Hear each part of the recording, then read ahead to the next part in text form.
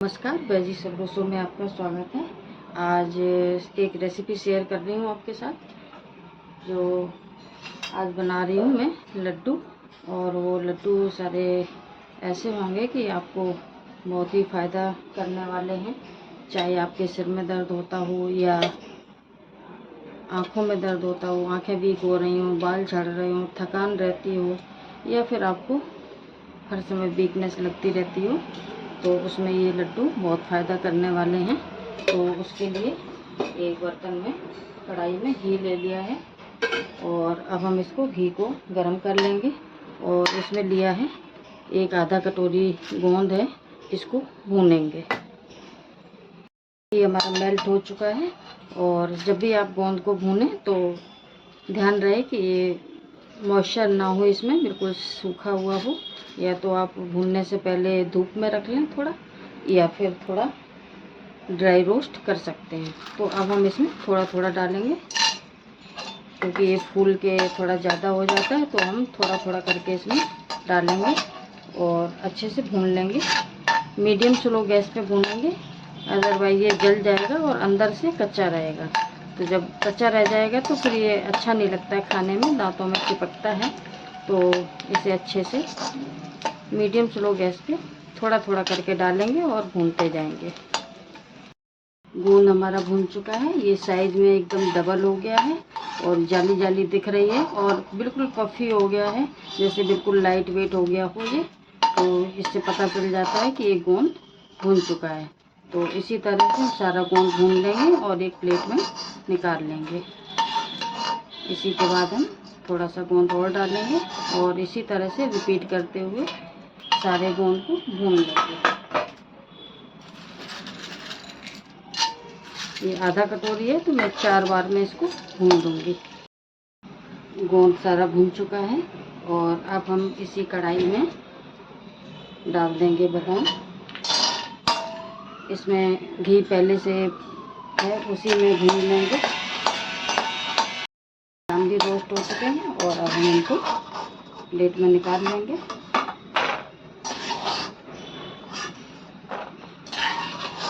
हल्का सा colour change हो गया है, बहुत ज़्यादा नहीं भूनना, क्योंकि अभी हमें सब चीज़ों को ग्राइंड करना है। अब हम इसमें डाल देंगे थोड़े से सारा कुछ। मैं एक कटोरी से ही मेजरमेंट करके कर रही हूँ। एक कटोरी बादाम लिए थे, एक कटोरी काजू ले लिए हैं, और इनको भी हल्का सा भून लेंगे। काजू भी हमारे भून चुके हैं, इनको भी निकाल लेते हैं। बस हल्का हल्का सा कलर चेंज हो जाए, इतना ही भूनना है। डालने को हम कच्चे भी डाल सकते हैं, लेकिन भूनने के बाद हम जब डालते हैं तो इसका टेस्ट और भी ज़्यादा अच्छा लगता है। और अभी देखिए, हमने 2 चम्मच घी डाला हुआ था, अभी भी बचा हुआ है, इसी में हम मखाने भून लेंगे। ये भी एक कटोरी लिए हैं। मखाने भून चुके हैं, और अब हम इनको निकाल लेते हैं। और मखाने में सारा घी एब्जॉर्ब हो चुका है, और वैसे भी अभी हमें ज़रूरत नहीं है इसमें। बाद में जब हम थोड़ा सा आटा भूनेंगे तब दोबारा से डाल लेंगे। और अभी कढ़ाई में हम 1.5 कटोरी पम्पकिन सीड्स डाल देते हैं, और थोड़े से सनफ्लावर सीड्स हैं, इनको भी एक साथ हल्का सा भून लेंगे।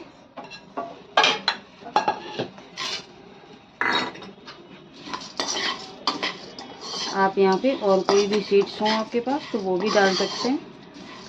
खरबूजे के बीज हों, या कद्दू के तो डाले ही हैं, तरबूज के बीज हों, या तिल, जो भी डालना चाहें डाल सकते हैं। मैं अभी ये 2 ही सीड्स डाल रही हूँ, पम्पकिन सीड्स और सनफ्लावर सीड्स। इनको हल्का सा भून लेंगे, बस इनका मॉइस्चर ख़त्म हो जाए, क्योंकि लड्डू जब हम बना रहे हैं तो ये इनको हम स्टोर करके भी रख सकते हैं। अगर मॉइस्चर होगा तो फिर ये जल्दी से ख़राब हो जाएंगे।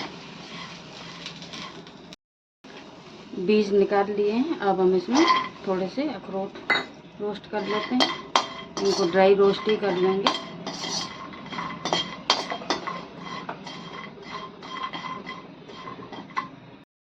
अखरोट हमारे भुन चुके हैं, इनको निकाल लेते हैं।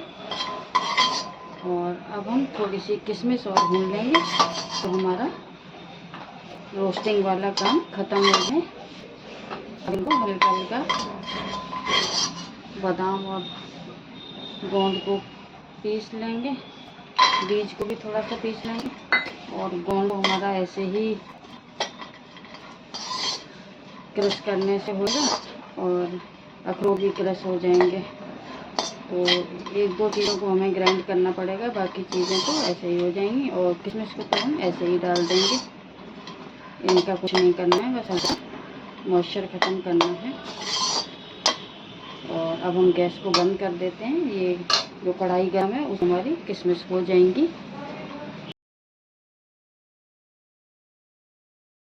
ड्राई फ्रूट हमारे सारे भून चुके हैं और ठंडे भी हो गए हैं, तो तब तक हम आटा भून लेते हैं।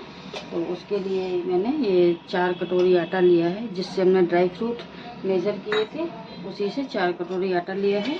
और इसमें डाल देंगे 1 चम्मच घी। और अब हम इस आटे को हल्का सा भून लेंगे, बहुत ज़्यादा गोल्डन ब्राउन नहीं करेंगे, लेकिन हल्का सा बस इसका कच्चापन निकल जाए हम उतना ही भूनेंगे इसको लगातार चलाते हुए। और गैस को रखेंगे मीडियम स्लो, जिससे हमारा आटा जल ना जाए। तो जल जाएगा तो फिर टेस्ट अच्छा नहीं आएगा लड्डू का। और हम हल्के हल्के इसको भून लेते हैं चलाते हुए। ये मैंने बादाम पीस लिए हैं और काजू भी पीस लिए हैं। अब इसके बाद हम गोंद को भी पीस लेते हैं। तो बिल्कुल फाइन पाउडर नहीं बनाया, हल्का सा दरदरा ही किया है, तो लड्डू अच्छे से बन जाएंगे और थोड़ा थोड़ा बीच में क्रंच भी आता रहेगा, तो ऐसे कोई प्रॉब्लम नहीं है।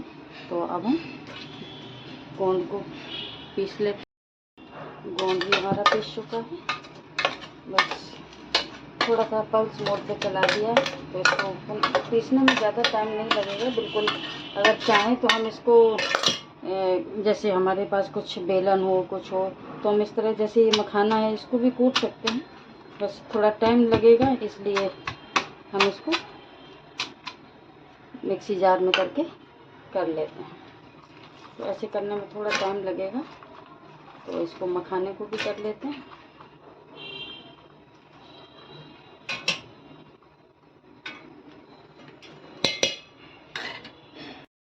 अब हम सीड्स को भी पीस लेते हैं। सीड्स हमारे पीस चुके हैं, इनको भी निकाल लेते हैं। और तब तक हमारा आटा भी भुनता जा रहा है, साथ साथ बीच बीच में चलाते जा रही हूँ मैं उसको। गैस बिल्कुल स्लो है।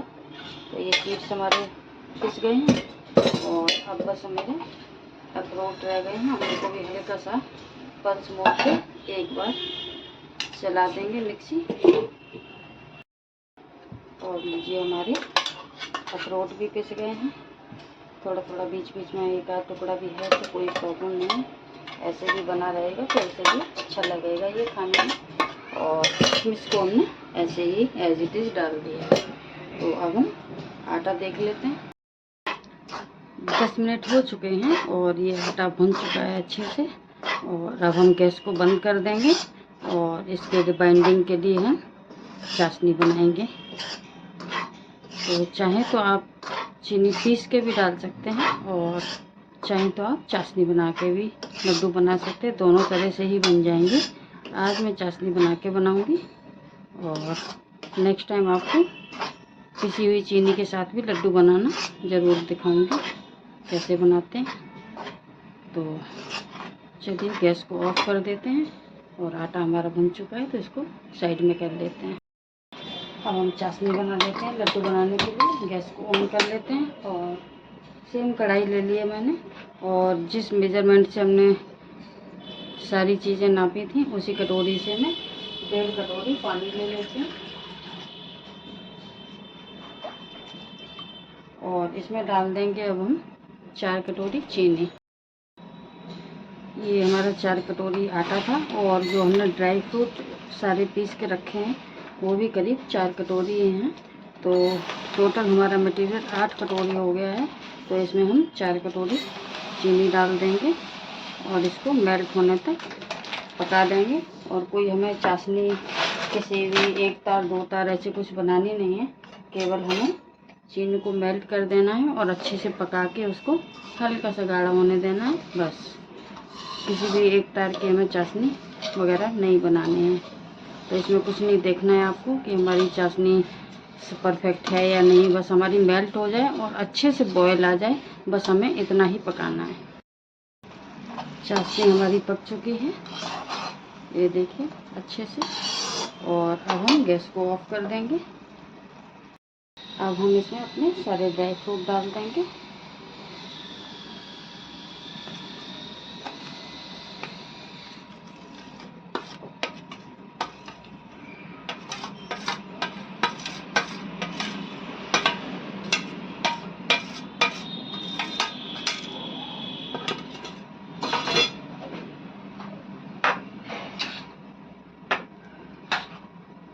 एक बार मिक्स करेंगे।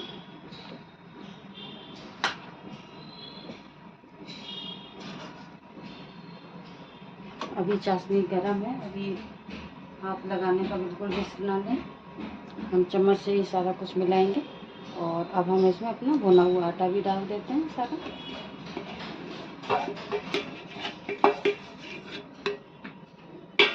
और इसको अच्छे से मिक्स करेंगे। सारा मिक्सचर हमारा चाशनी में मिक्स हो चुका है अच्छे से। और अब हम इसको थोड़ा सा रूम टेम्परेचर पे आ जाने देंगे और उसके बाद हम लड्डू बनाएंगे इसके। तो मिक्स करने के टाइम बस ध्यान रखें कि कहीं भी आटा या ड्राई फ्रूट सूखा ना रह जाए। हम सारे अच्छे से मिक्स कर देंगे इसको। और अब हम इसके लड्डू बनाएंगे। मिक्सर को मैंने कढ़ाई में से निकाल के 2 जगह कर लिया है। तो एक जगह भी मैं इसको रख देती हूँ जिससे ये ठंडा ना हो जाए। ठंडा हो जाएगा तो लड्डू नहीं बन पाएंगे। और ये मैंने एक इससे लड्डू बनाना स्टार्ट किया हुआ है। तो इसके जितने मन चाहे आप छोटे बड़े जैसे भी पसंद हो लड्डू बना के तैयार कर लें। और इसी तरह से मैं सारे मिक्सचर का लड्डू बना लूँगी। और बाकी का बचा हुआ मैंने ढक के रख दिया है जिससे वो थोड़ा सा गुनगुना बना रहे, जिससे लड्डू आराम से बन पाएँ। और इसी तरह से अब हम सारे लड्डू बना लेंगे। तो लीजिए हमारे हेल्दी लड्डू बनके बिल्कुल रेडी हैं। और सारी रेसिपी मैंने आपको बिल्कुल इजी तरीके से शेयर की है। तो आप लोग इसको ज़रूर बनाइएगा और बिल्कुल परेशान होने की ज़रूरत नहीं है। अगर आप लो फील कर रहे हैं, थकान लग रही है या आप जल्दी से काम करने में थक जाते हैं, लेजीनेस रहती है, तो आपको ये लड्डू ज़रूर ट्राई करने चाहिए। बहुत ही हेल्दी हैं। और मिलते हैं नेक्स्ट वीडियो में। Thank you.